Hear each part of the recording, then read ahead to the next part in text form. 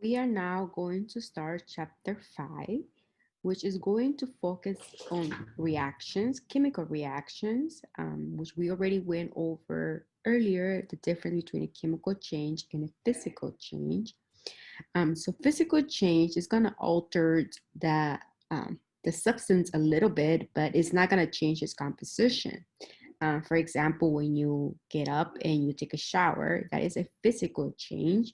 You have not changed who you are. You just now look better and smell better. And a chemical reaction, which we're going to be focusing on a chemical change, we actually are going to have something completely different. For example, if you have eggs and flour, those are your what we call reactants, your ingredients. When you finish, you're gonna have a cake. Those are your products, the final product. So there was a chemical change that took place. There were bonds that needed to be broken, and they are bonds that were formed. So, for example, in your reactants, your ingredients, you break the bond. So think about the egg. You had to break the egg, the bonds inside the eggs. So on the reactants, the bonds get broken, and this, in order for them to break it, you have to input energy. So usually this is an endothermic process. You input energy to break these bonds, and the ones that you're breaking are the bonds, so the reactants, and you are forming new bonds.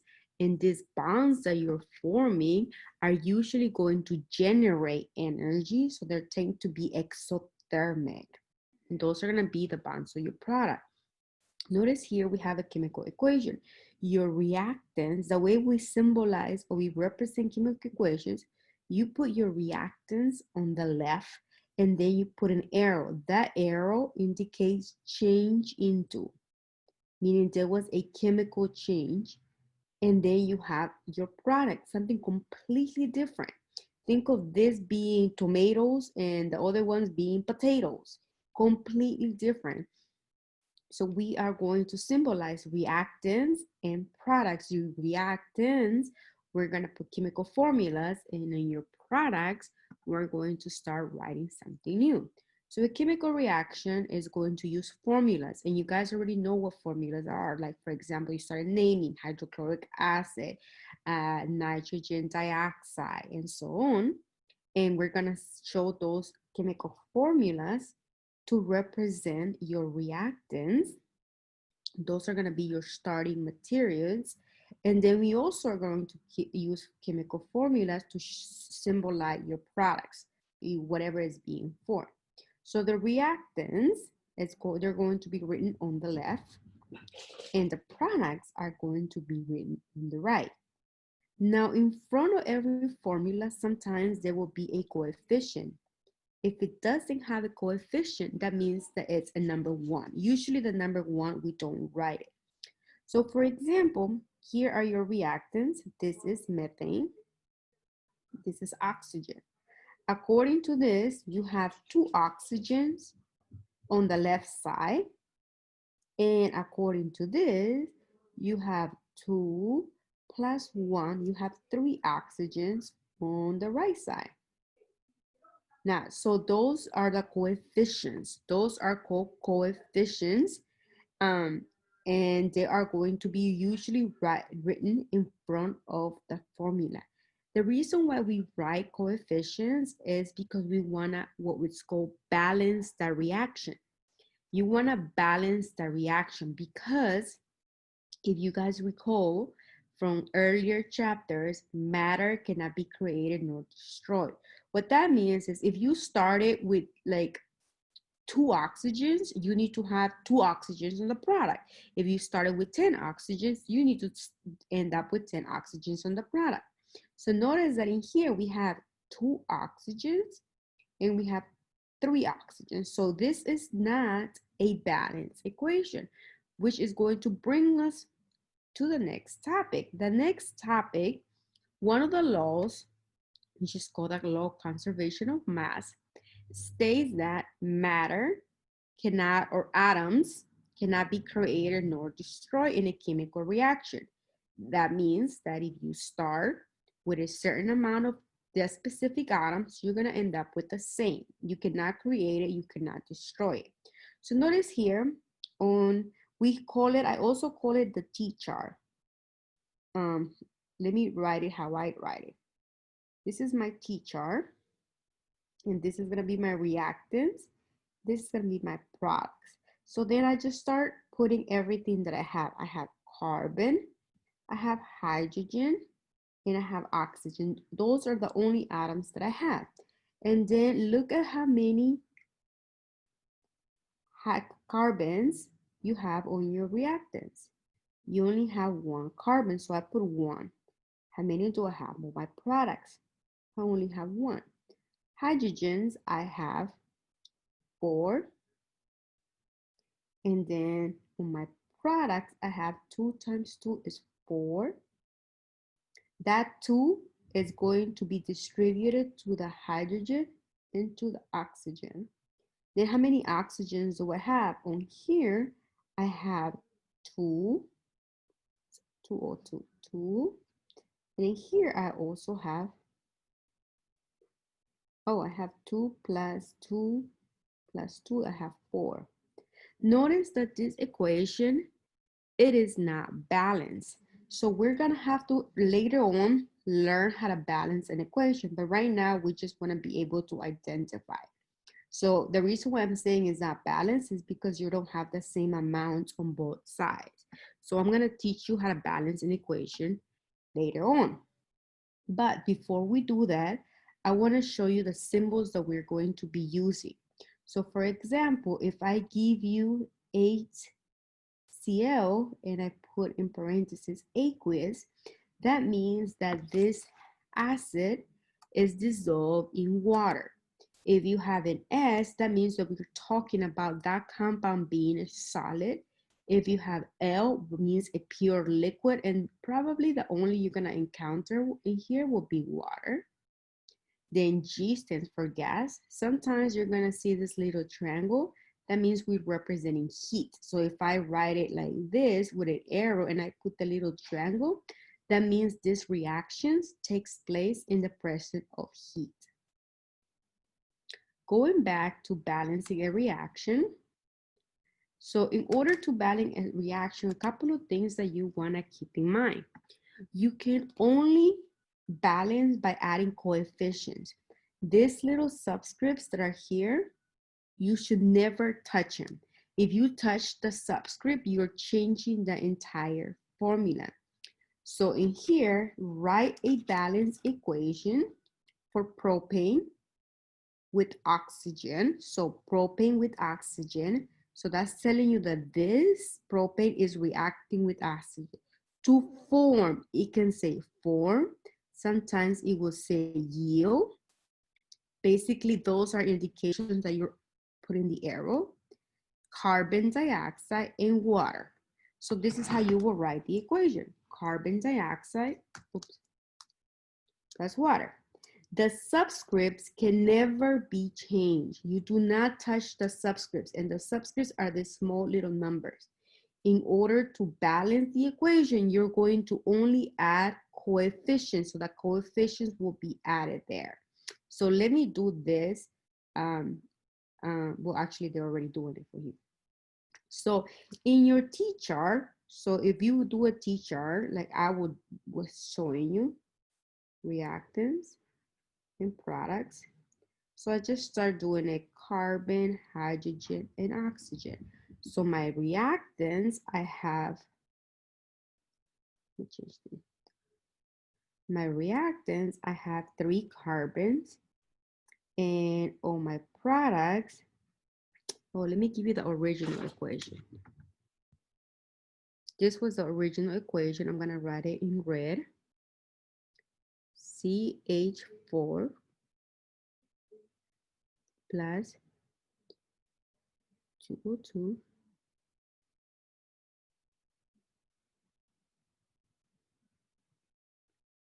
2H2O. So originally, on my carbons, I had, let me erase this.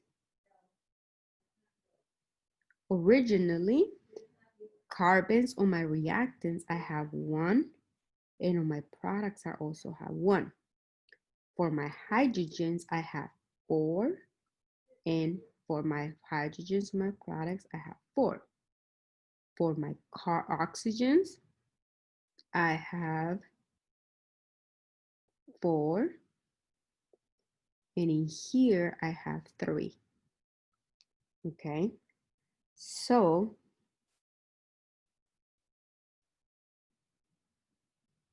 what we're going to do now is balance this equation. This is a different one. Okay, it looks like they're giving us a different one. So I'm going to go back and just try one from scratch, and we'll come back to this. So we're gonna take this originally and trying to balance that equation. So this is the equation that they're originally giving us.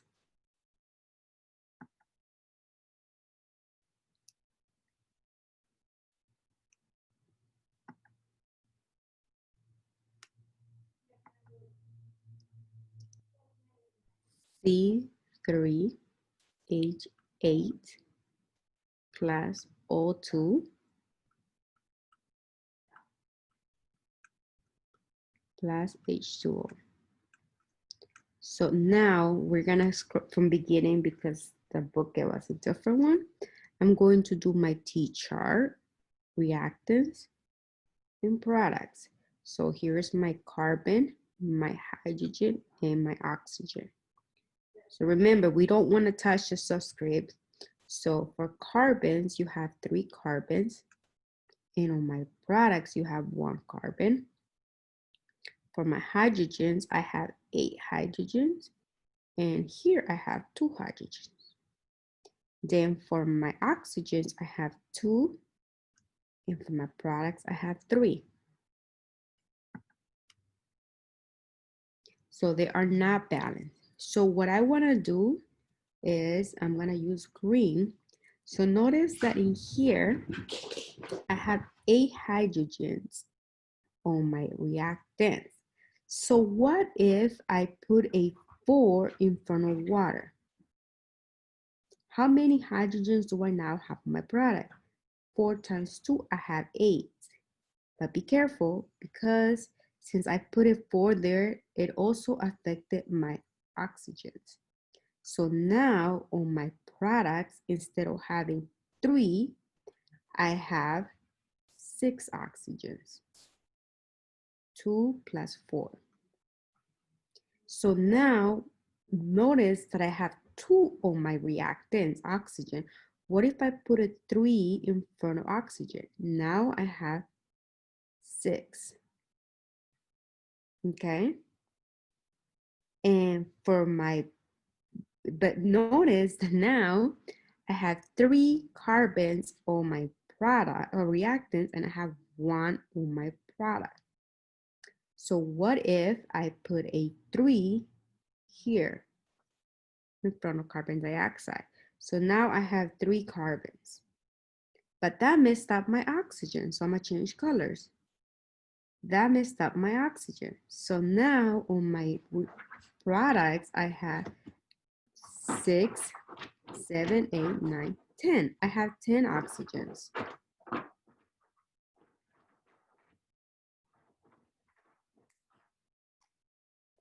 What if, so now that's easy because what if I change that 3 into a 5?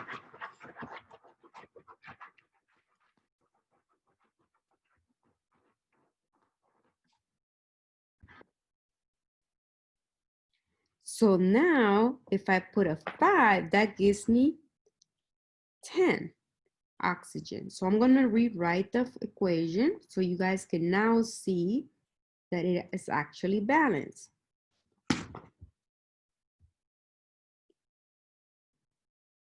C3H8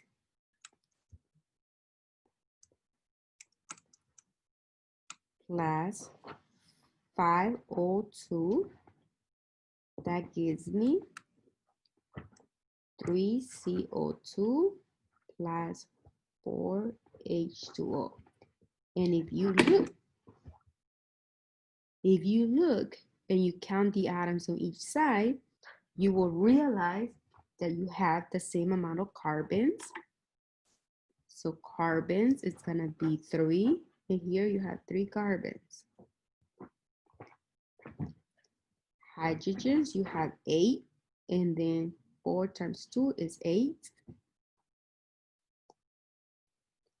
Oxygen, you have 10, and then you have 3 times 2, that's 6, and plus 4, that gives you 10. And that equation is balanced, and that's how you will balance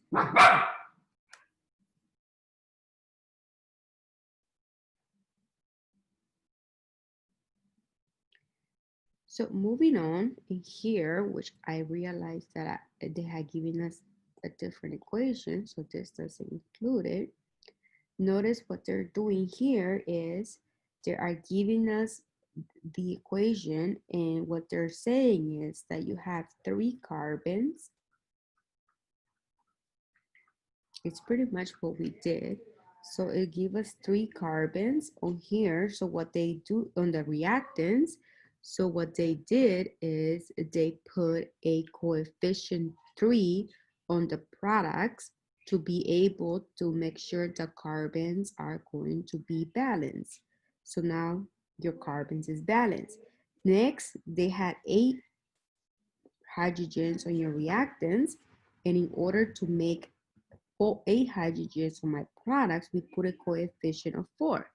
So now both are balanced. Last is your oxygens, and what they do is just put a 5.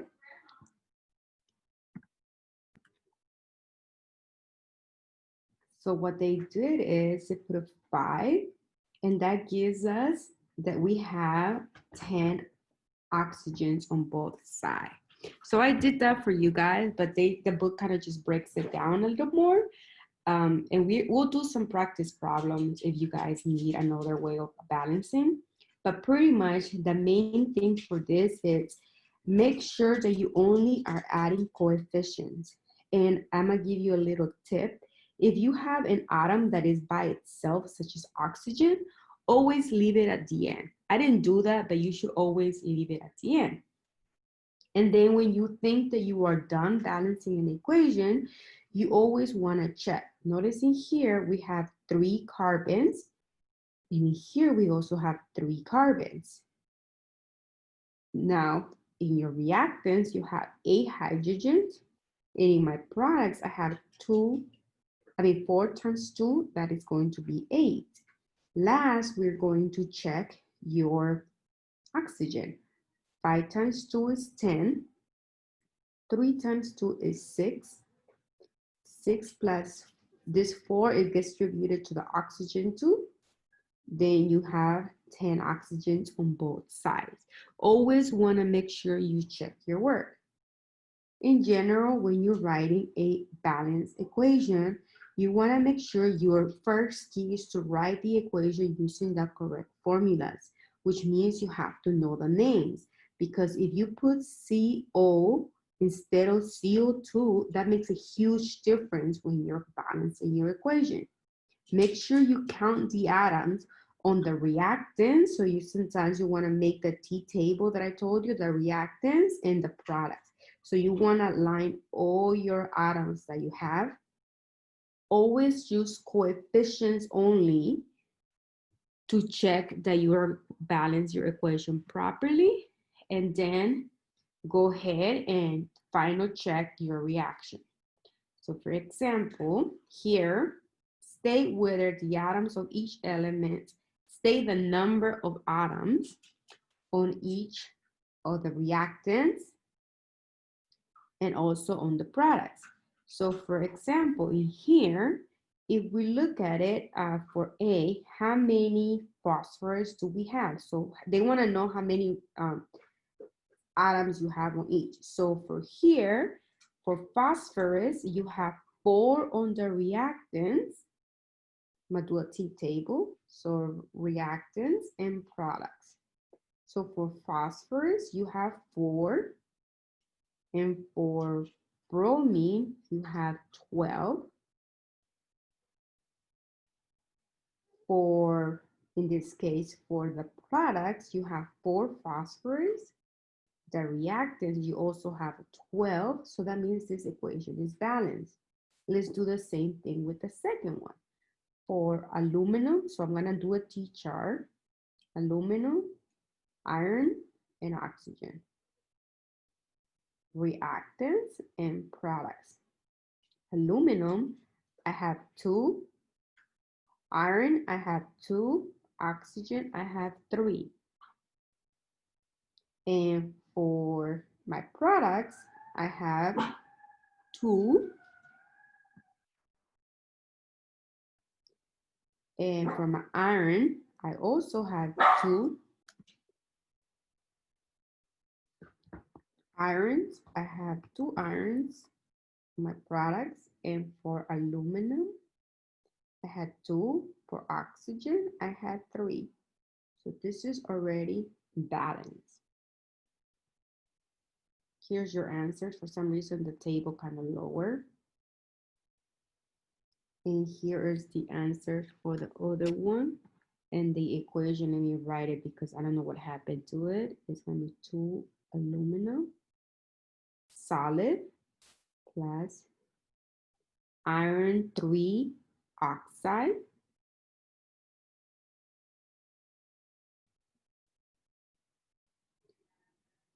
two irons solid plus aluminum oxide. And here is the answers. For some reason, it kind of, but you can always go back. Here's another question for us to practice. And it says, write a chemical equation of solid. So they're telling you that this is solid. And actually, I can just tell you the name because you should know how to write by now. It says iron 3, no, iron 4. Oh, actually, it's reduced. No, this is not iron 4. Fe3O4. And they're telling you that they're solid. So you just want to write that it's solid. And it says it reacts with hydrogen. But you want to remind something here. Remember something here. Hydrogen gas. Hydrogen is one of the diatomic, so it's going to exist by itself as a diatomic element. It's not going to be just H. It's going to be H2.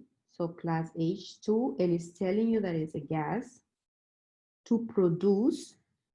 So that's an indication that you want to write your arrow. Solid iron, so iron, and you're going to put solid plus water. And water will always be liquid. Then it's asking you balance it. So you have to balance it. So the way I would do it is I will write a T-chart. So products, reactants and products. And then you want to do iron, oxygen, and hydrogen. How many iron do I have on my reactants? I have 3. And on my products, I have 1. How many oxygens on my reactants? I have 4. And on my products, I have 1. How many hydrogens? 2. Many hydrogens on my product? 2. So what we're going to do now is I will suggest, I'm gonna change color, so I'm gonna do green. I will start with, you can start with iron. Notice that you have 3 irons on your products, your reactants. What if I put a 3 in front of the iron on my product? Now you have 3 and 3, so that one is good.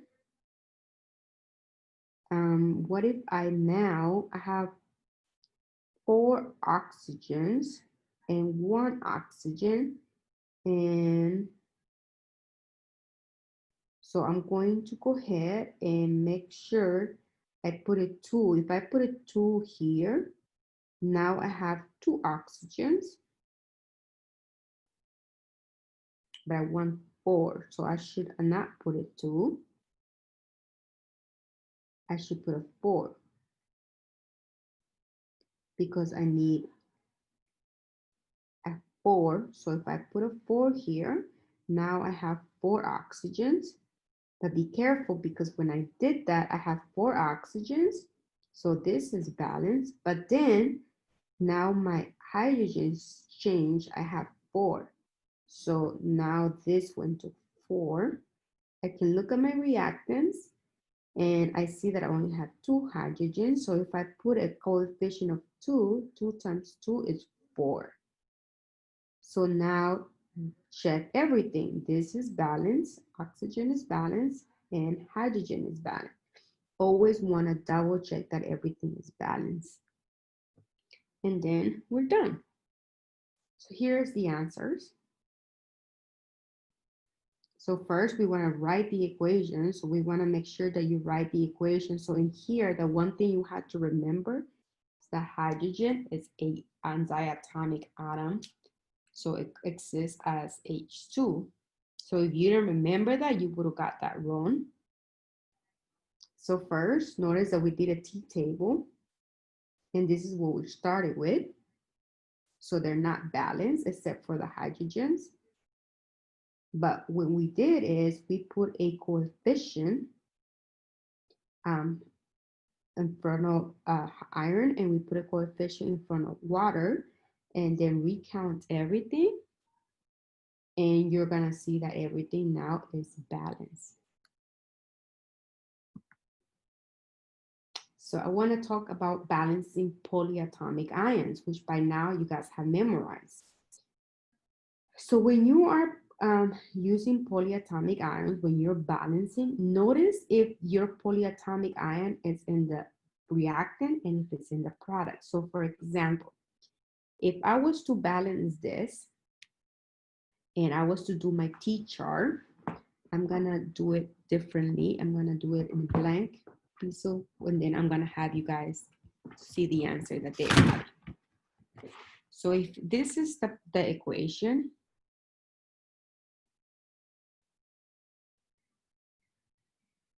PO4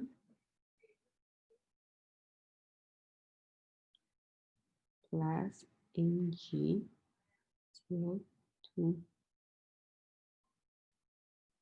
and that's gonna yield magnesium phosphate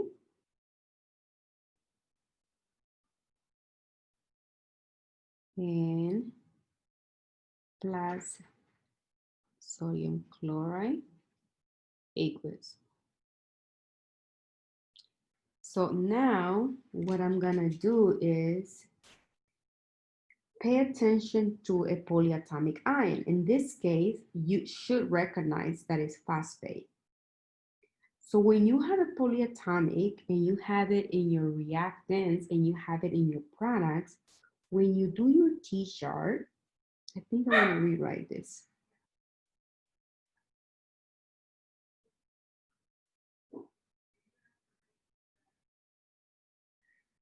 I'm gonna rewrite this because it was kind of messy.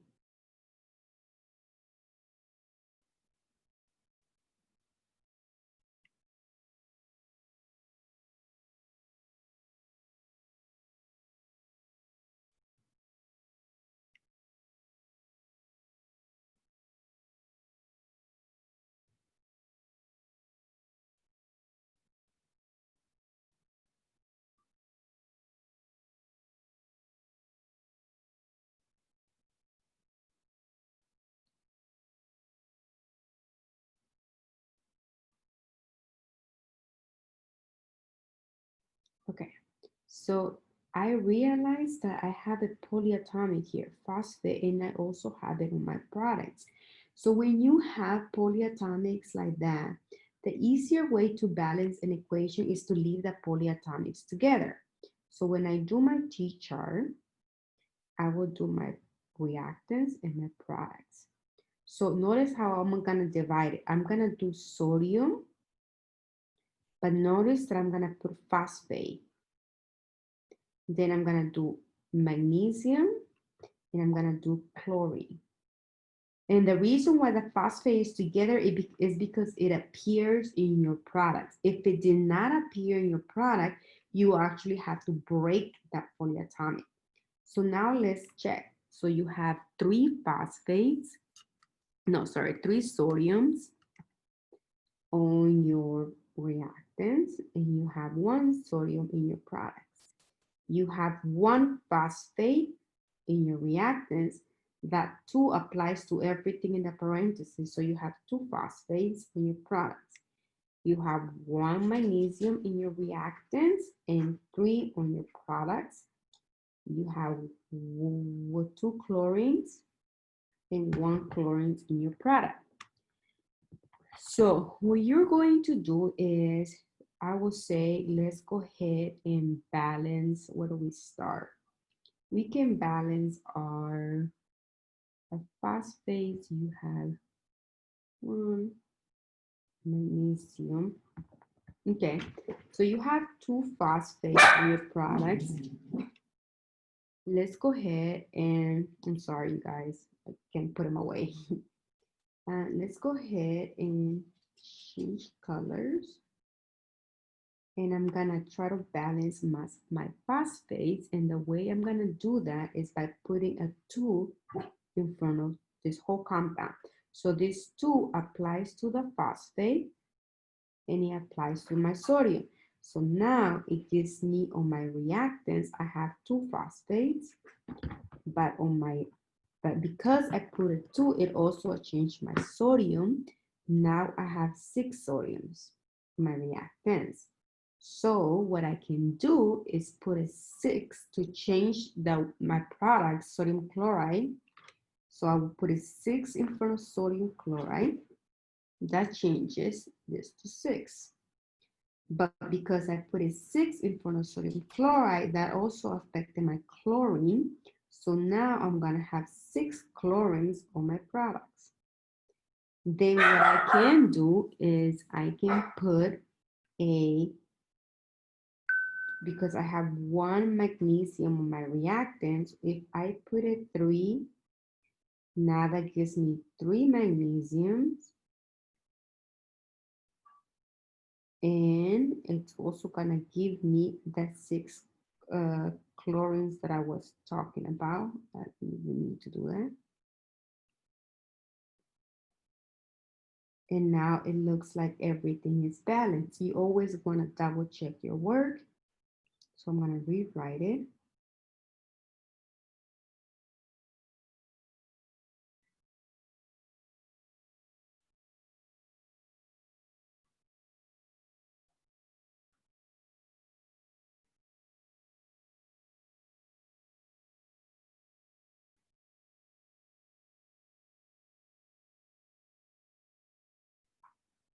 Six NaCl.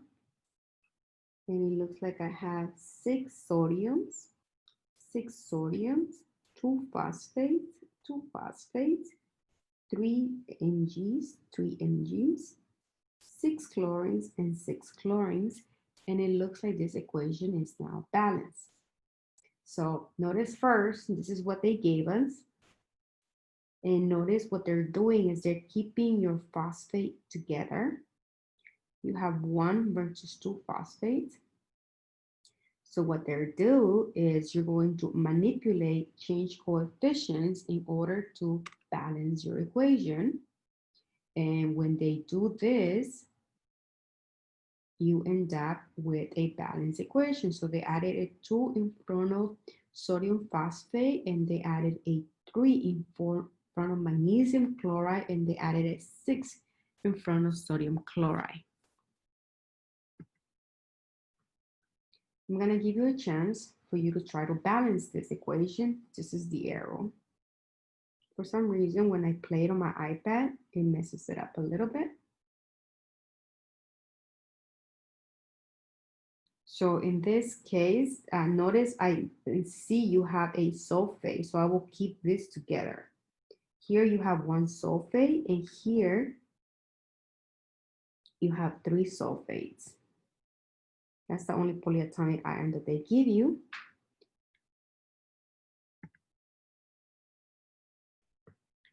So I'm gonna give you the answers, but you should try it on your own. The first one is gonna be a 2 here, a 3 carbons, 4 iron, 3 carbon dioxide, 2 aluminum, 3 iron 2 oxide, 3 iron, 1 aluminum oxide, which you don't need to put the 1 there, 2, 3 sulfuric acid, if you guys remember, aluminum oxide, and hydrogen gas will be 3. So try to do this on your own before you check in the answer. Now that concludes balancing an equation. So I'm gonna ask you guys if you have questions on this, and then we'll move on to the next topic.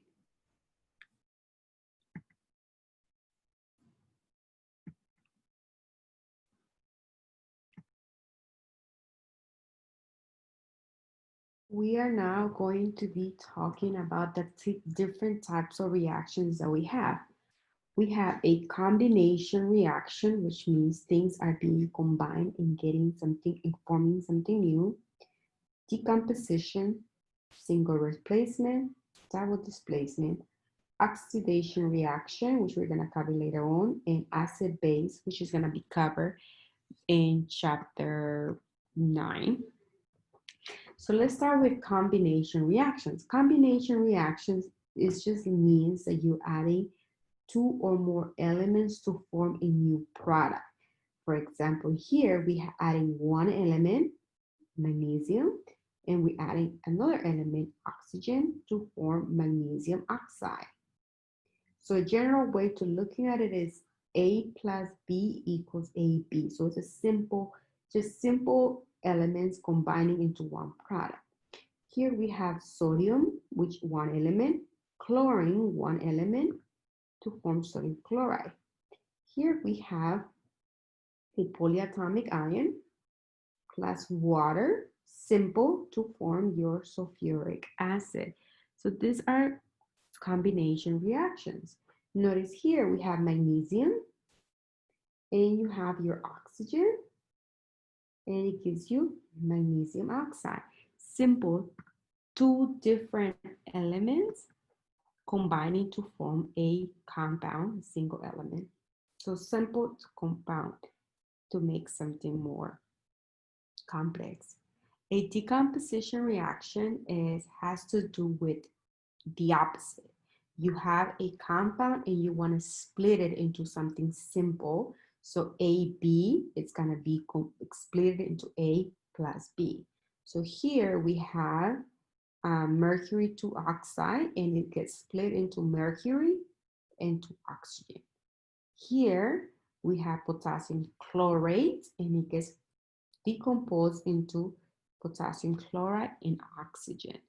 So basically 2 going into 1. Here is an image, and you can see how the gas bubbles are your gas for oxygen.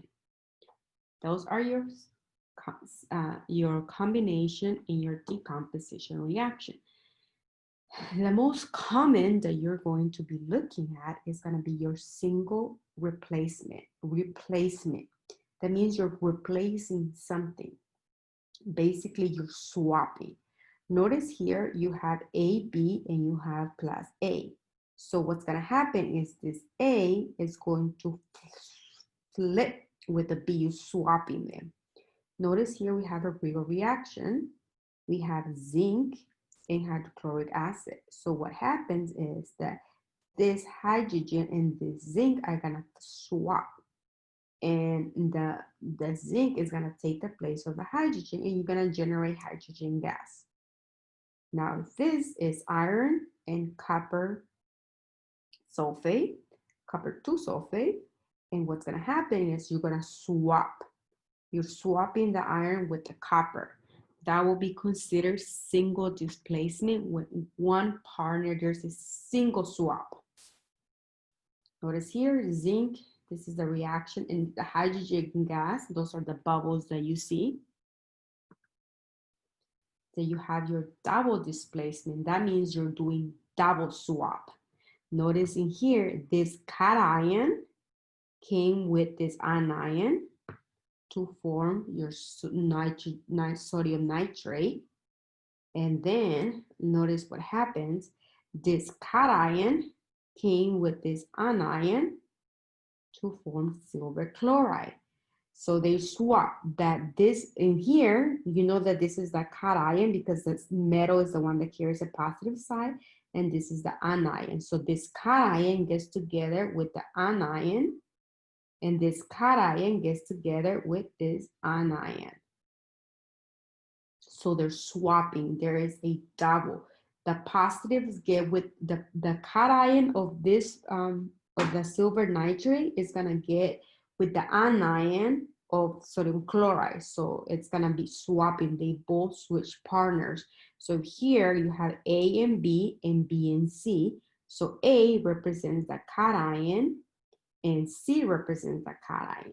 And in the other ones, the B is the anion and the D is the anion. So what happens is you're going to get the A with the negative. So it's going to be AD. And then you're going to have CB. Always putting the positive first. That's a double displacement. Both partners are switching. So if you have a girl and you have a boy, and then you have a, oops, trying to flip one. And if you have a girl and you have a boy, what happens is this girl is going to get together with the boy, and this girl is going to get together with this boy. So they're flapping, they're switching partners. That's what they're doing. And here we have an example to show you that you have sodium sulfate. You have sodium sulfate. And what's going to happen, you have barium chloride. And they are going to swap. The sodium, which is the positive, the cation, is going to get together with the chlorine, which is the anion. And then the barium, which is the cation, is going to get together the sulfate, which is the anion. Cations and anions go together. Next, we have a combustion reaction. A combustion reaction is really easy to tell. I don't know why this is going like this. A combustion reaction is generally going to have some type of carbon. We call them hydrocarbons because this is a hydrocarbon, just carbons and hydrogens. And we call the hydrocarbon. Just carbons and hydrogen. So what's going to happen is it's going to always react with the oxygen and is always going to release carbon dioxide and water. These are the combustion reaction. So if you have propane, the gasoline that you burn, react with oxygen, and it always yields carbon dioxide and water. That's why when you turn off your car, you have water that is coming off. So that's combustion. So we have a single displacement, double displacement, combination, decomposition, and combustion reaction. Here is a summary of the ones we just did.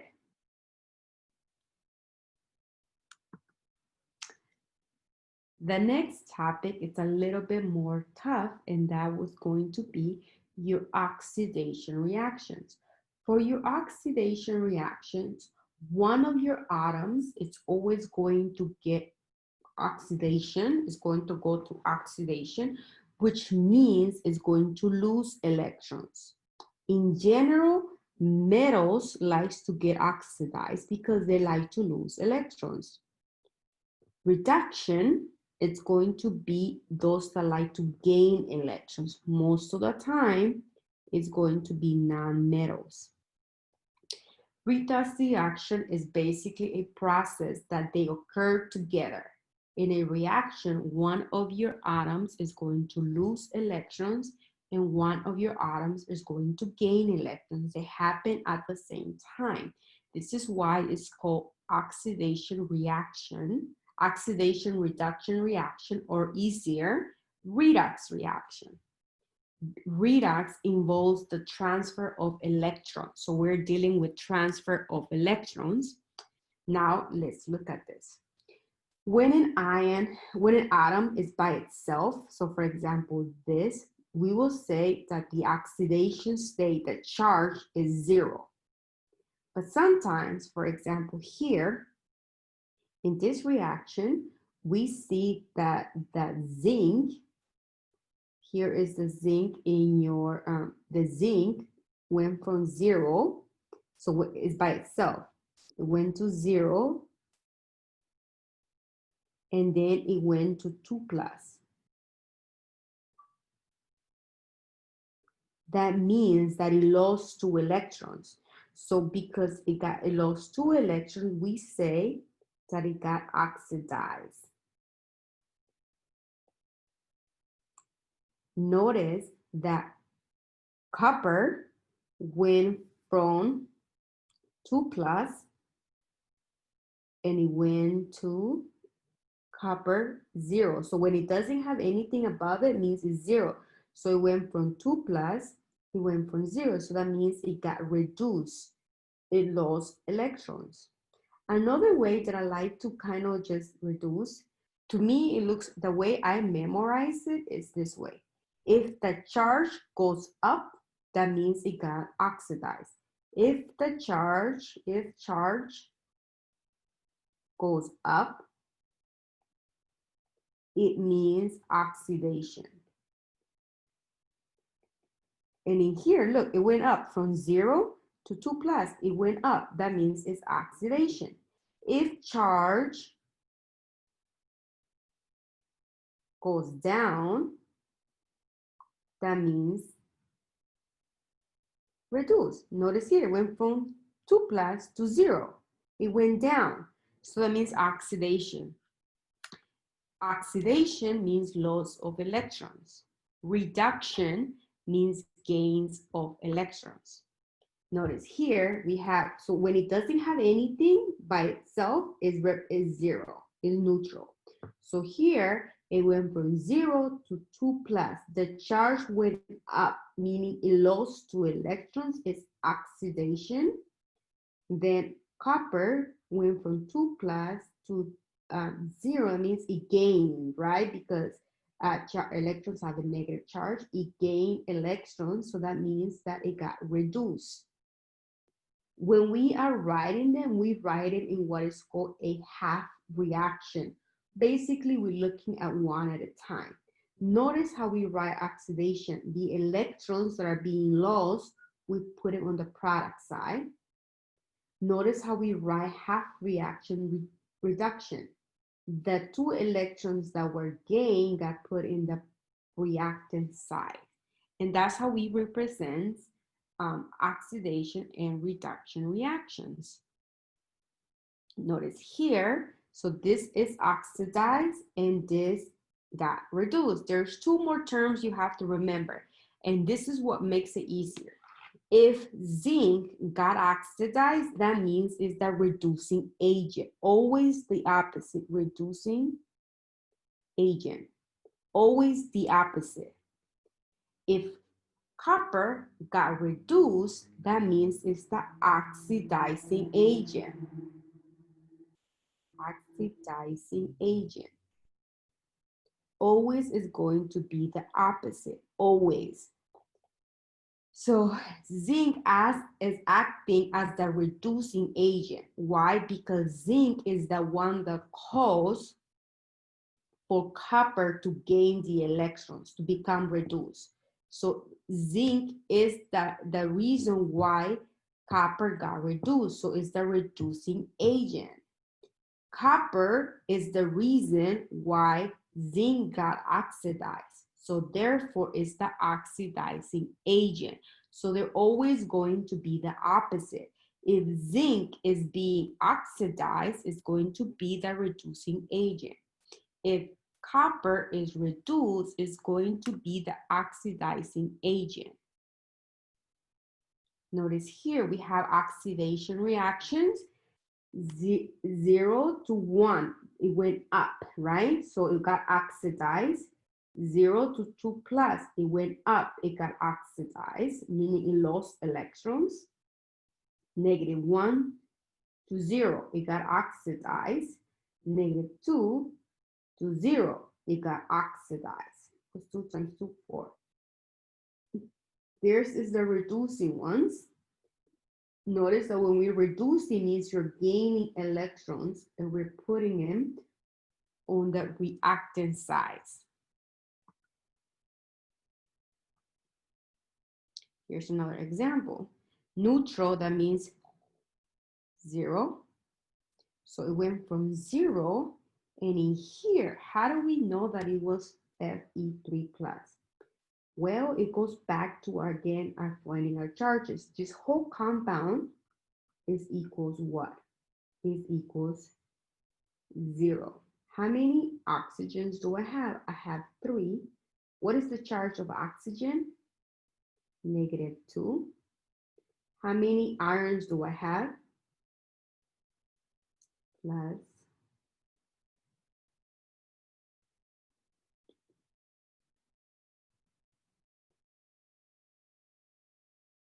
2. And then we're going to put it x. So then you're going to have 2x minus 6 equals 0, plus 6 plus 6. So it's going to have 2x equals 6. Divide those by 2. X is equals 3. So the charge in here is 3. So we went from 0 to plus 3. It got oxidized. Remember, if the charge goes up, it gets oxidized. Oxygen went from 0 to -2. It got reduced. In summary, oxidation results in the gain of oxygen, loss of hydrogen atoms. Reduction usually means you lose oxygens and gain hydrogens. So here's another example where you see that in this case, the whole compound is being oxidized. The whole compound is being reduced. So just in general, here are just some ways that you can identify a redox reaction. It's always going to involve a loss of electrons for oxidation. So when we're talking about oxidation, it's going to depend on the loss of electrons. Sometimes you may see addition of oxygen, but this always is not the case. You may also see the loss of hydrogen, but it's not always the case. Always calculate the charge. That's the best way to go about it. For reduction, it means gaining of electrons. This will always be true. You may see a loss of oxygen and you may see a gain of hydrogen, but that will not always be the case. So I'm gonna give you some practice question, and it says identify whether it's a combustion, single displacement, or double displacement. For combustion, you're always gonna see something reacting with oxygen, and it's always gonna give you carbon dioxide and water. So automatically, I can see that this one is gonna be a combustion. That was easy. Then we have a combination. Oh, we had combination and decomposition. Combination means something simple, and it's going to give you something more complex. Then you have single displacement, where you are replacing, so you're flipping. Oh, notice the first one. It seems like aluminum. is swapping with hydrogen. So it looks like this is single displacement. The second one, it looks like they're swapping, two swaps. That silver is going with the sulfate, and the sodium is going with the nitrate. So that will be a double displacement. That C will be it will be a combination, but I can see some people thinking that it's a single displacement. I will consider a single displacement too.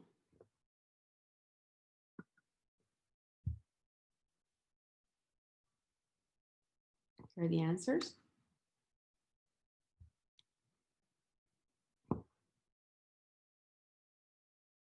So here are more, and I want you to try to do it on your own. I'm gonna give you the answers.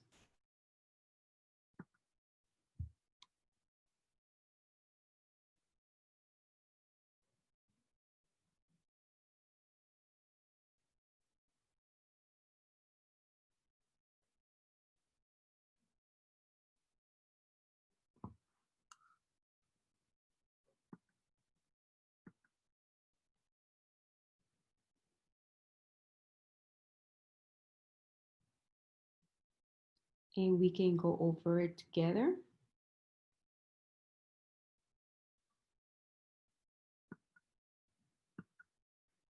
And that is going to be enough for now. We are going to start doing math.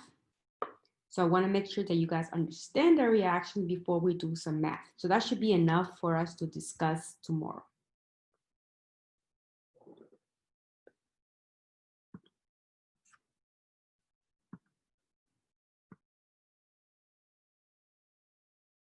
Welcome back. We are now going to continue with our discussion on chapter 5. And now we're going to start doing some calculations. We're going to start by defining a mole. A mole is going to be a quantity that contains this many items. So you want to remember this is called Avogadro's number. Avogadro's number. You want to become familiar with that number. That number is going to mean if you have one mole of carbon, you're going to have that many atoms. Okay? If you have, noticing here, 1 mole of this molecule, this is a molecule, you're going to have this 6.02 times 10 to the 23 molecules. It's incorrect to say if you have 1 mole of water, you have, this will be incorrect. 1 mole of water equals 6.022 times 10 to the 23 atoms. That will be incorrect. Why? Because I'm giving you a molecule. This molecule contains 3 atoms. So you want to make sure you know the definitions correctly. 1 molecule of vitamin C, notice that vitamin C is a molecule. Molecule is composed of many atoms put together. That has that many molecules. So you want to make sure you know your terms. Notice what I'm giving you. I can give you one mole of aluminum and I can say that many atoms because what I gave you is an atom. Okay? So the way we're going to be using Avogadro's number, we're going to be using as a conversion factor. So back to what Dr. Lee taught you in chapter 1. So notice that in here we have a conversion factor is a definition. It has to be a definition. 1 mole of whatever equals that many atoms, or you can flip it as long as you keep the numbers, the Avogadro's number with atoms. So you can either use it number 1 way or number 2 way. Another way that we can do molecules is 1 mole of, but it has to be a molecule that you put here. So like H2O has that many molecules, or 1 mole, or you can use it, flip it by using it this way. So these are the different ways we're going to be using these conversion factors. And we're gonna do some examples so that way you can see it yourself. For example, here we have a question. It says, how many molecules are contained of 5 moles of carbon dioxide? That is the question. So what you are given, so you're going to start with given, and then you're going to put a line or a multiple or an X sign. I don't know how you learn it. Given.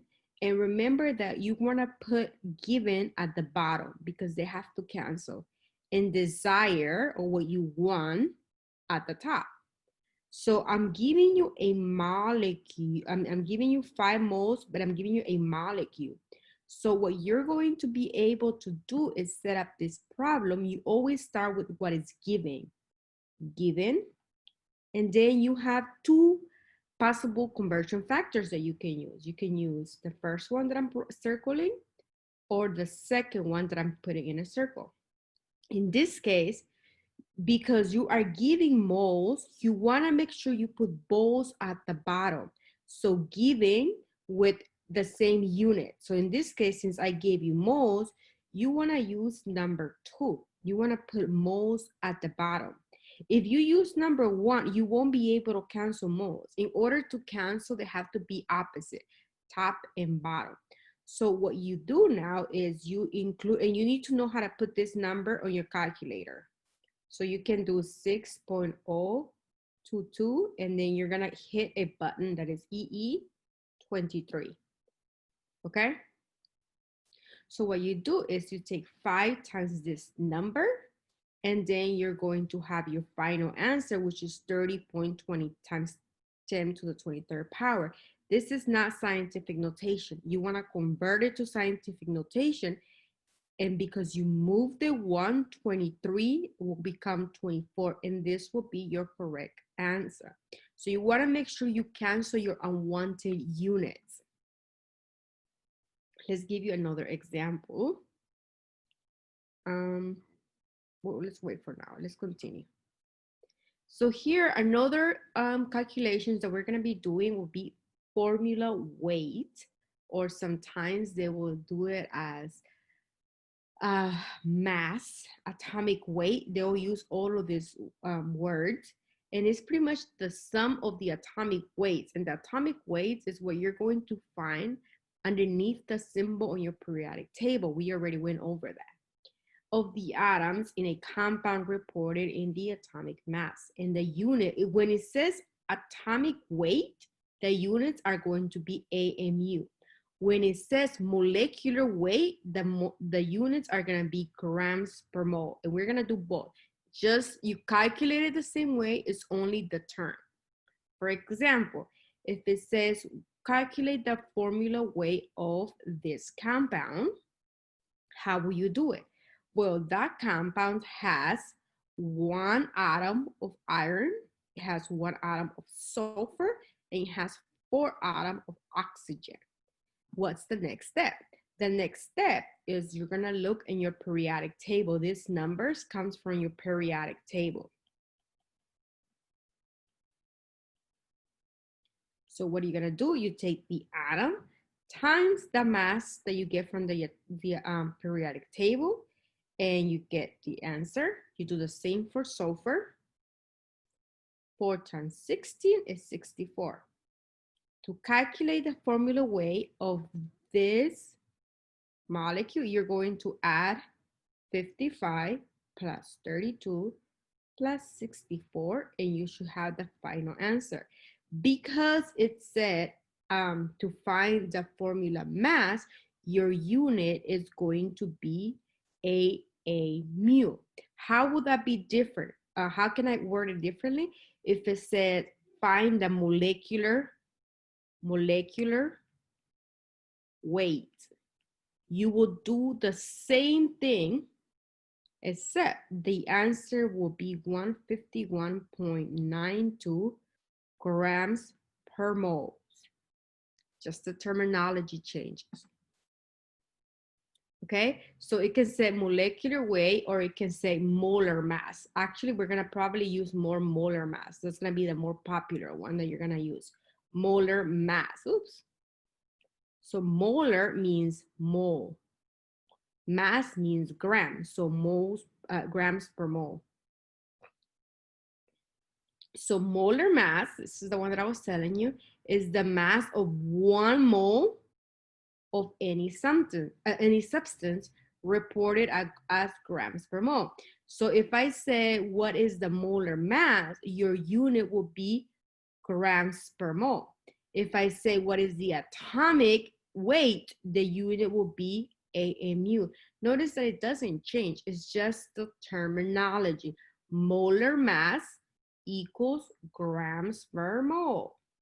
Atomic mass or atomic weight equals AMU. So atomic weight or atomic mass equals AMU. Okay.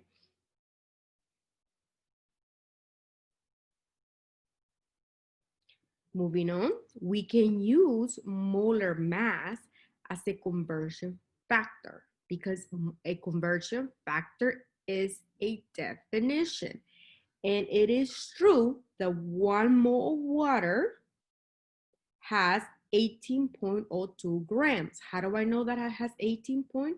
Because you have 2 hydrogens times the molar mass, which is 1. You have 1 oxygen times the molar mass, which is 16. That will give you 18 grams per mole. And here it is. And you're going to use it in both ways, depending on what you're going to be doing your calculation. So let's give you an example.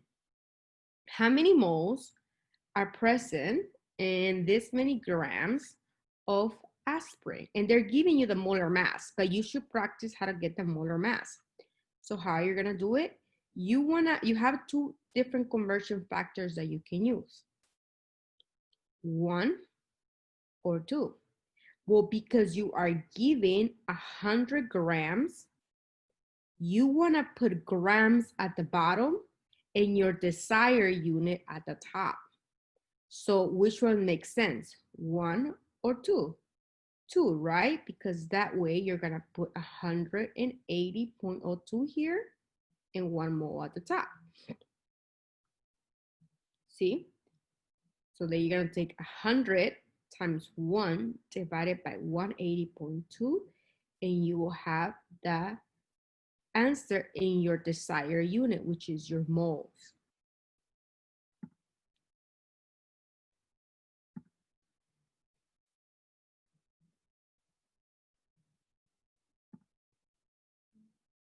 Okay. Mass to mole conversion. What does that mean? We're going from grams and we're to moles. That's what we're doing. Okay. So we can also say that 1 mole of aspirin equals that many grams, or we can say that many grams of aspirin equals that many molecules. Or we can say 1 mole of aspirin equals that many molecules. So we can use all 3 methods. It's correct. It's an answer. For example, here, this is saying how many molecules. So you want to end up in molecules. You have a milligrams, and they're giving you the molar mass. So the first thing you need to do is you want to be able to convert those milligrams. So you have milligrams. You want to put milligrams at the bottom because you want to cancel milligrams. And what are you going to put at the top? 1 gram. How many milligrams in 1 gram? By definition, 1,000, right? So now notice that you cancel your milligrams. But we're not done. We want to cancel your grams. So what are you going to put at the bottom? 180.2 grams. And what are you going to put at the top? No, you're going to molecules. So you're going to put 6.02 times 10 to the 23 molecules, Avogadro's number. And what can you do then? You can just cancel your grams, and the only unit that did not cancel was your molecules.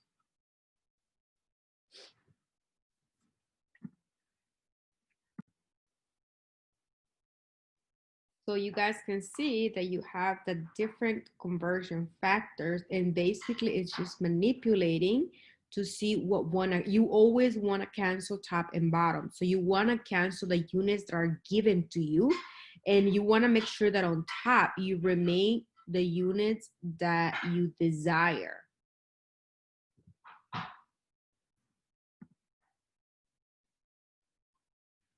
So notice here, we started with milligrams and we cancel milligrams because we don't want milligrams. So this has two conversions. You continue and cancel grams because you don't want grams. And the only unit that did not cancel, it's molecules, which is what we wanted. Let's keep going. Now we have a mole calculation. So we're gonna have mole to mole. In order to have a mole-to-mole calculation, what's important is that you must have a balanced chemical equation. So you must know how to balance by now. If you cannot balance, you're not going to be able to do these calculations. So in here, we have two nitrogens, one oxygen, and two oxygens. This is not balanced. Remember, you don't necessarily have to put a one there. It's just what's there. So emphasize how many molecules we have. Did I count two? Oh no, we have two oxygens and two oxygens. So it's balanced, right? It's balanced. Okay, so now what is the question? The question is asking, so the ratio means that for 1 mole of nitrogens, you have 1 mole of oxygen, or you have 1 mole of nitrogen to 2 moles of nitrogen monoxide. So whatever relationship you want to make it, as long as it's balanced, all of this is true. Or you can do 2 NOs over 1 mole. This is correct, still valid. Or you can do 2 NOs and 1 N2. That's still valid. Or you can do 1 mole of O2, 1 mole of N2. Still valid. All of these are valid.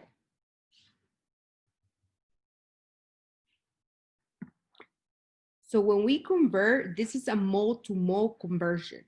We're going to go from moles of A and then to moles conversion to moles of B using the balance equation. You must use the balance equation. Notice in here it says they are giving you 3.5 moles of this compound, which is called hexane, and they want to know how many moles of CO2 or CO. So we're making a relationship between this compound and that compound. What's next? Well, you're going to look at the relationship. Is it balanced? Yes, it's balanced. So you want to make a relationship. So you have two choices. You're going to do 2 moles of that divided by 4 moles of carbon dioxide, or 4 moles of carbon dioxide divided by 2 moles. What are they giving you? They're giving you 3 moles of this compound. Oh, that's not hexane. I'm sorry. That's not hexane. That should be ethane. That should be ethane. So you don't have to know the name. What you're going to do is make sure you put the moles of these molecules at the bottom, which means, do you use 1 or do you use 2? You're going to use number 2. Now they cancel.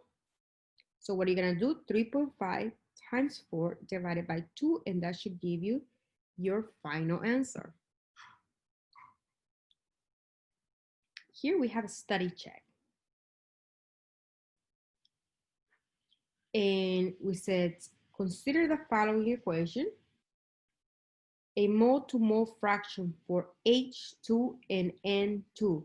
Which one will be correct?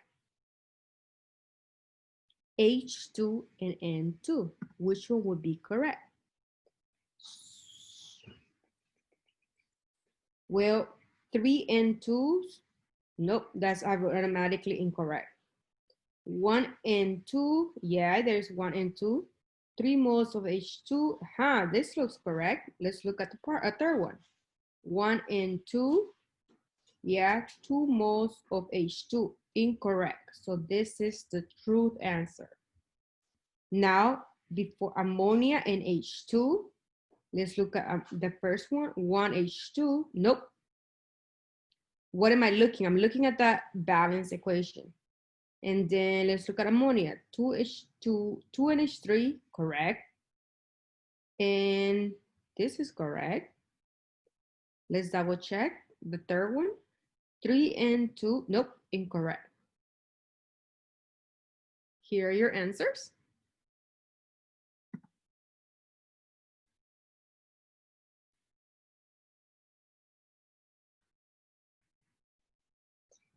How many moles of this compound can be formed when you have 6 moles of O2? So you're making this relationship.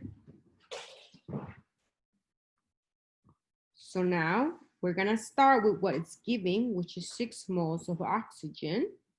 And then where did I get 3 moles of oxygen? From the balance equation. You wanna put moles of oxygen at the bottom in order to cancel them. The only thing does not cancel is your desired unit. So 6 times 2 divided by 3, the answer should be 4.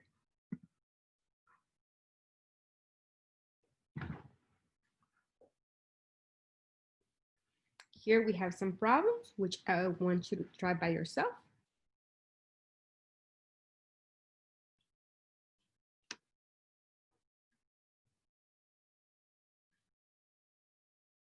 Try to do it by yourself before you try to get the answer.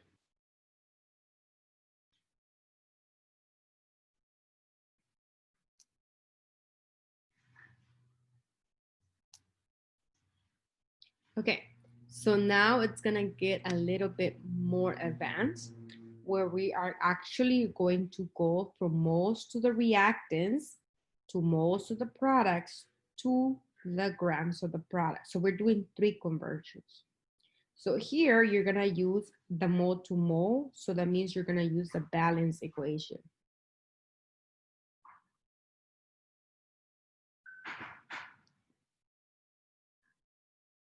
And then from moles of products to grams of product, you're gonna use the molar mass, the molar mass. So let's see. Notice in here, it says, convert the numbers of moles. So they're giving you grams and they're giving you, looks kind of funny on here. I don't know why it looks like that. But that should be sunlight and there should be an arrow here. So to make this relationship, mole to mole conversions are going to be this or this choice. And the molar mass, you guys should know how to get it by now. It's gonna be 48 grams per mole. So let's put the whole thing together. You're starting with 9 moles of oxygen, and then this comes from the balance equation. Oops.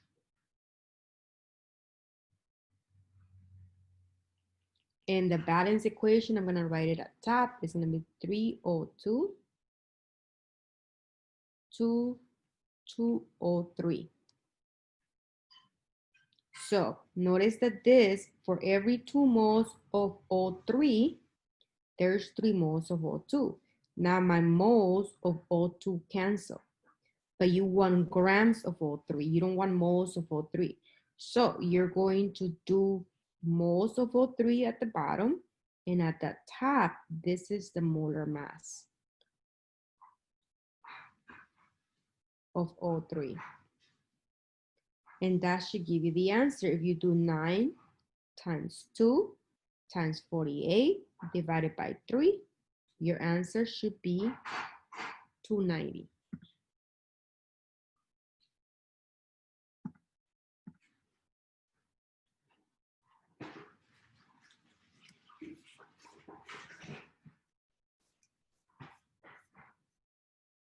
Okay. Here's another question. Ethanol has a molar mass, which they're giving you the molar mass, is synthesized by reacting ethylene molar mass with water. How many grams of ethanol are formed from 14 grams of ethylene? So let's check that it's balanced. Yes. So how do we start? We're gonna start with what they're giving you in this case. Always start with what it's giving you. In this case, are giving you 14 grams of ethylene. Now, what do you want to put at the bottom? You want to put grams of ethylene. Oh, I said ethane. Sorry, it was ethylene. What did I say ethane? Oh, I thought it was a double bond. Sorry. Okay, so what do we want to put at the top, at the bottom? What's going to be the molar mass of ethylene? So in this case, it's going to be 28.1 grams of ethylene. And at the top, what do you want to put?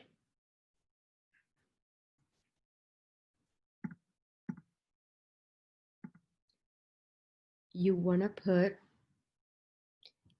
moles of ethylene.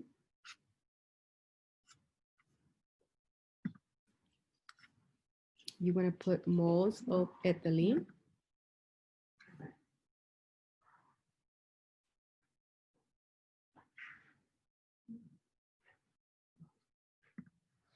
So you're going to put 1 mole of ethylene. What are you going to put at the bottom? You're going to do a mole to mole ratio because you're going after ethanol. So you want to get rid of moles of ethylene. And according to that, you have 1 mole of ethylene.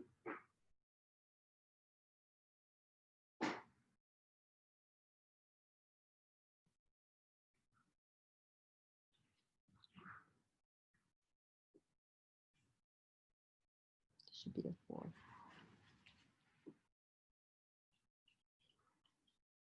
And what do you want to put at the top? How many moles of ethanol? 1 mole of ethanol.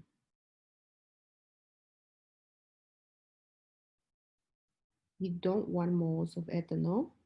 Oh, you want grams of ethanol.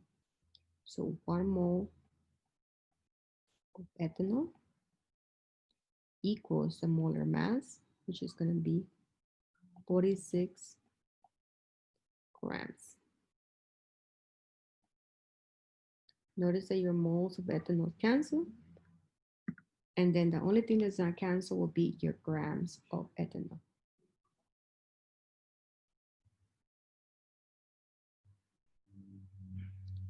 Here is your answer. Try to do it by yourself. Here's a problem. How many grams of O2 are needed to produce grams of Fe2? First, check that the equation is balanced.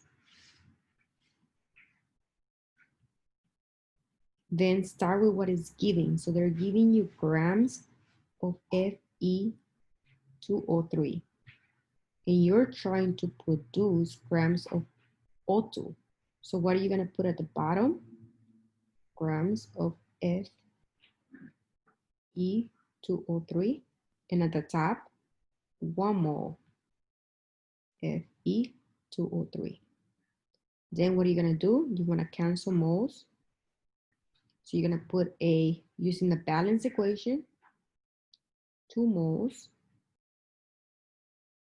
Fe2O3 and 3 moles of O3 of 2. 1 mole of O2, grams of O2. So try to do it by yourself. Remember, you want to cancel everything. Here's the answer.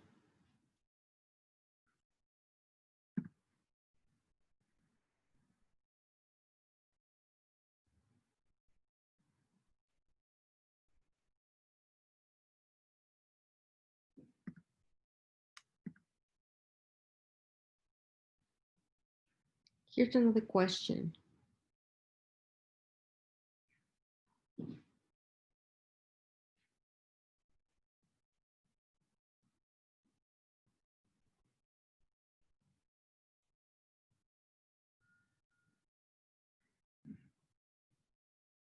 I think that's enough for this topic. We're gonna discuss it tomorrow. And we're gonna do some practice problems. Be ready to have a pop-up quiz during lecture. Pop quiz, not pop-up, pop quiz. Have a good day.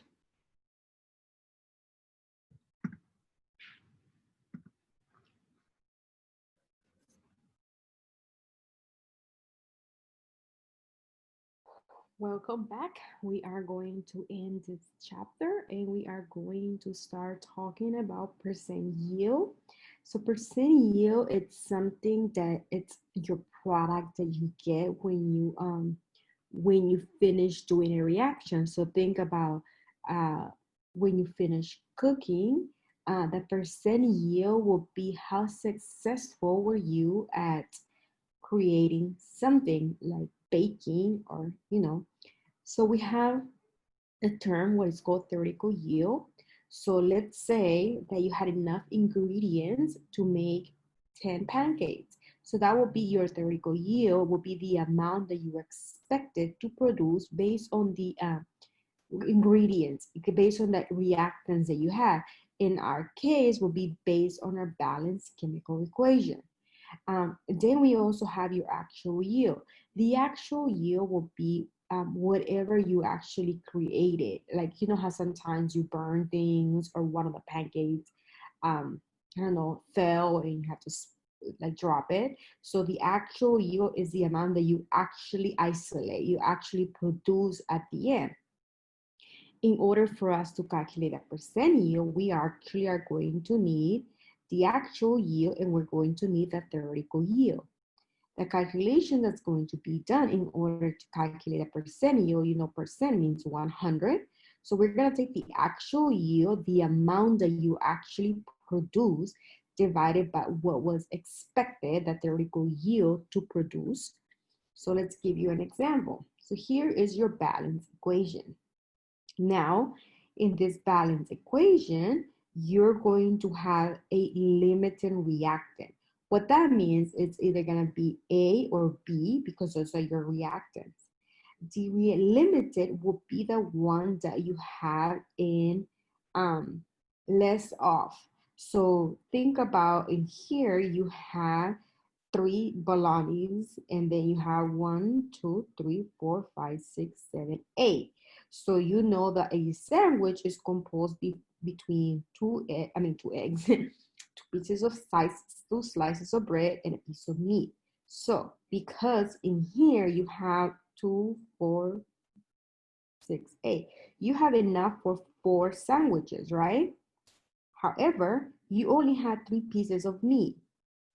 What that means is that the meat will be the limited ingredient, the limiting reactant. Regardless of how much bread you will have, the meat will determine how many sandwiches you can make. So in this case, the meat will be your limiting reactant, and the theoretical yield will be 3 sandwiches, because that's all you're going to be able to make. The excess or the leftover will be the 2 slices of bread. So the excess reagent will be your 2 pieces of bread. I hope that makes sense. Now, so let me repeat it. The theoretical yield will be 3 because you are only going to have enough meat to create 3 sandwiches. Since that meat is your limiting reagent, it will determine how many sandwiches you can make. So it will determine your overall yield.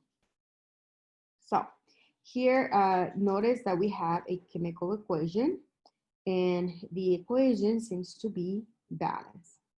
Now, in order to figure it out, determine the limiting reactant, you're gonna have to pick the original, what you start with. either A or B, and you want to determine how much of your product you're going to make. So to give you an example, if you have 2 grams of this, how much water you will make. If you have 2 grams, so let me give you an example. So let's say you have 2 grams of hydrogen. Let's say that's going to give you 10 grams of water. I'm just making it up. And then let's say you have 2 grams of oxygen, and that will give you 9 grams of water. In this case, the oxygen will be the limited reactant because it's the one that gives you the less. So it doesn't matter that you have more of hydrogen. It just means because oxygen determines the theoretical yield, it's going to be the limiting reagent. And you don't necessarily have to start with the same amount of both. But in here, they're looking at it from a different point of view. Notice in here, if you have, in here you have, there are 4 molecules of hydrogen, right?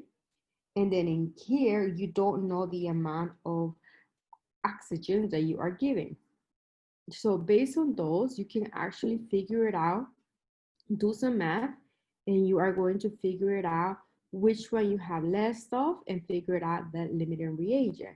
So for example, the way we're gonna know it, going back to conversions, it's going to be, we're making a comparison between hydrogen and oxygen. So it's gonna be 2 to 1 or 1 to 2.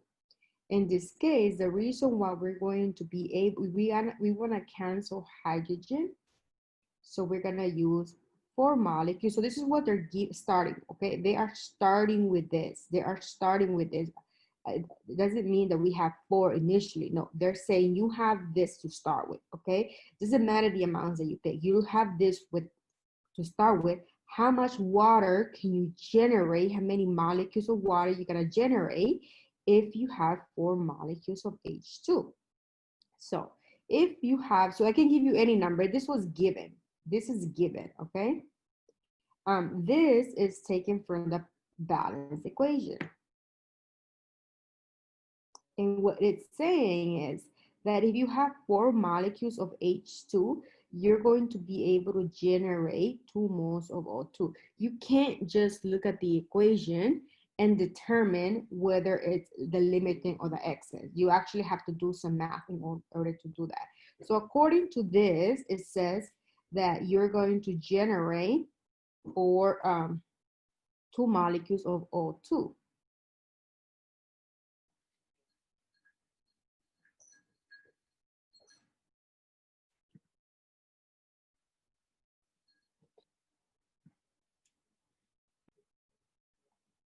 Okay, let's continue.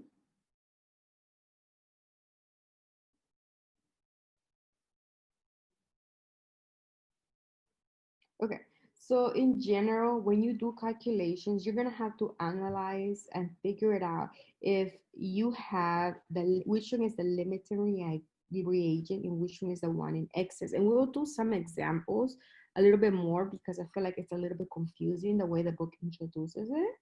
So in general, you're gonna have to figure it out the initial quantities. Based on the initial quantities that they give you, how much are you gonna be able to produce? So for example, if they give you 4 molecules of H2 and 3 molecules of O2, you're not gonna have any products. But if they give you, if you use 4 and you use 2 of O2, you're gonna be able to generate 4 molecules. And if you use more of oxygen, which means in this case, your oxygen is the excess. So let's look at a different example because I think this is a little bit confusing the way this book has it. Let's look at this question. It says, using the balance equation, determine the limiting reactant when 10 grams of N2 and react with 10 grams of O2. Now, you don't necessarily have to have the same amount of both, but in generally, you just use what they're giving you. So I'm gonna do it, but obviously the book has the answer. So you're going to figure it out how much of your product you're gonna generate if you start with 10 of each. So the first thing you wanna know, you wanna do is convert it to, you're gonna do a mole to mole, grams to mole conversion. So the first part, do a grams to mole conversion for both of them. So basically, in grams of N2 to moles of N2, and then grams of O2 to moles of O2. That's the first step, okay? Step one. And that's what they do here. Now you have two different moles here.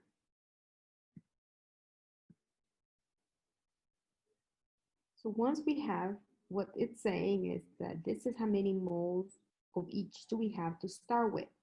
The way to determine the limiting reagent is we take the moles of N2. So remember what they're saying is that we have 3.357 moles of N2, and they're saying that we need, and then we have 0.313 moles of O2. Now, in order to figure it out which one is the limiting and which one is the reagent, by the way, there's different ways of doing it, but this is, I guess, the easiest way, will be to take what, either or, it doesn't matter which one. In this case, we took 3.357 moles of N2. This is what we have, right? And how much do we need of O2 in order for those two to react? So you convert them, the moles of N2, and we convert it to moles of O2. And since it's a 1-to-1 ratio, we have this. Basically, what they're saying is that in order, if you want N2 and O2 to react, you are going to need, if you have 0.357 of N2, you're going to need 0.357 of O2. Keep in mind that we only have 0.313. So therefore, since we don't have enough, what it's saying is that your O2 is your limiting because you have less of, and your N2 will be your excess. Another way of looking at it is, if you want to take it from the other point of view, you can start with, if you have 0.313 moles of O2 and then convert it to moles of N2, which is a 1-to-1 ratio. And what that says is that if you have 0.313 moles of O2, you will need 0.313 of N2. Notice that we have more than what we need, therefore it's the excess. And I hope that kind of makes sense a little bit. So I'm just gonna bring it another way of discussing this will be just kind of the same idea. I'm just kind of reviewing it in a different way to maybe it makes more sense. So in a chemical equation, you're always going to have a limiting reactant, which is the one that you have less of.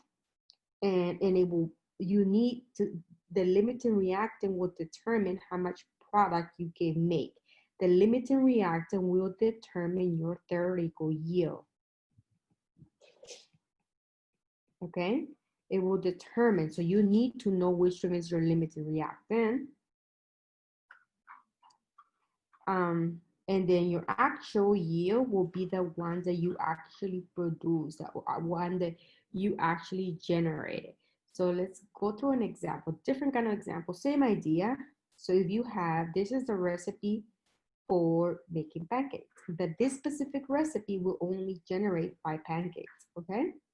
Now, this is so in our equation, it will be this will be our balance equation. Obviously, this is not balanced because this is just the recipe to make the pancakes.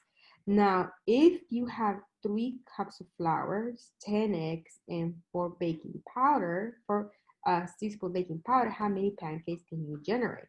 Well, if you have 3 cups of flour, you can generate 15 pancakes. Where did I get this? I got this from the recipe, or our balance equation. And then if you have 10 eggs, you're gonna generate 25 pancakes, and so on. Because the least of it is the pancakes, What that means is that the cups of flour will be your limiting reagent.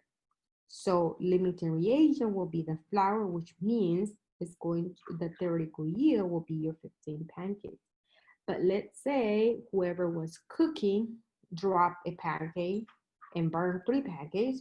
So you actually only generated 11 pancakes. So what does those 11 mean? You actually only cooked 11 pancakes. So this will be your actual yield. In order to calculate your percent yield,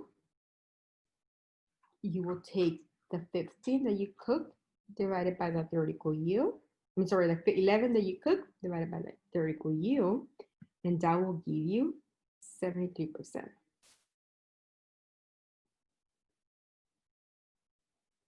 That's how successful you were in order to make pancakes. So here's an example question. They're giving you the equation. You want to make sure your equation is balanced. And they're saying you, if you have this many grams of both the reagents, which one is the limiting reagent and which one is theoretical yield. So notice that they're giving you amounts of each. So what you want to do is convert from grams of Na to moles of Na to moles of your product NaCl to grams of NaCl. What you're going to see here that in this case, if you have 53.2 grams of sodium, you're going to generate 135 grams of sodium chloride. On the other hand, if you have 65.8 grams of chlorine, you're going to generate 108 grams of sodium chloride. Since this is the one that give you less sodium chloride, this will be your theoretical yield, which is gonna mean that your limiting reagent is gonna be chlorine. Now, let's say that when you actually made this, you actually were in the lab and you actually produced 86.4. Therefore, this will be your actual yield. And to get your percent yield, you will do your actual yield divided by your theoretical yield, and that will give you your percent yield. Here's a question. So what they're saying is you have 42.5 grams of magnesium and 33.8 grams of oxygen. They're saying what is your limiting reagent and what is your theoretical yield. In order to answer this question, you want to take your grams of Mg to moles of Mg to moles of MgO. Now, you don't necessarily, it doesn't say how many grams, so you don't even have to go to grams in this case if you don't want. So, but if you want, you can go to grams of MgO, and you want to do the same thing, but you want to do the same thing with oxygen.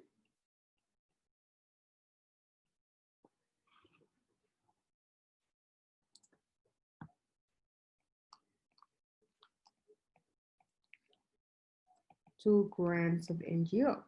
Now, you don't necessarily have to go to grams just to determine the limiting reagent, because noticing here what they did is grams to moles and moles of MgO. The one that gives you the least will be the least moles will be your limiting reagent. It's the same thing with grams. So since you get to moles, you only make this go to grams of MgO. You don't have to necessarily, but if you can, if you want, so you can continue this and get the 40.31 grams of MgO divided by 1 mole of MgO. And what you're going to realize that this one will give you 2.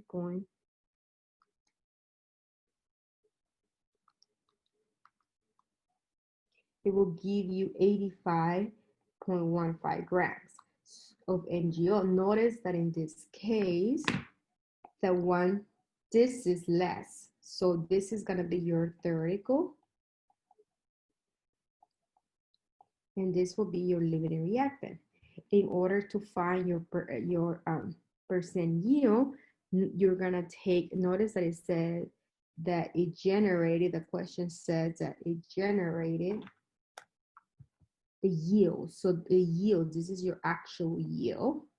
So we take your actual yield divided by your theoretical yield, and that will give you your final answer. So I have some questions for you guys to try on your own. So here's another question. Same thing. Notice that they're giving you the actual yield. They're telling you how much of each are you starting, and they want to know, and then which product do you pick. In this case, they're telling you which one to pick. They're telling you to pick copper. So you want to try it by yourself first. Here's the answer. Try to do it by yourself. Here's another question. I want you to try it together by yourself, and then we can always do it together in class.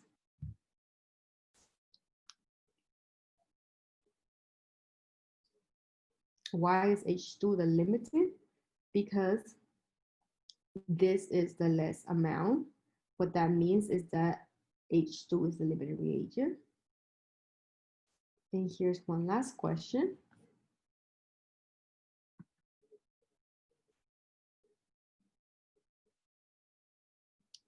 Oops. Notice they both converted to grams. And since this one gave you the less grams of your product, it makes this your limiting reagent.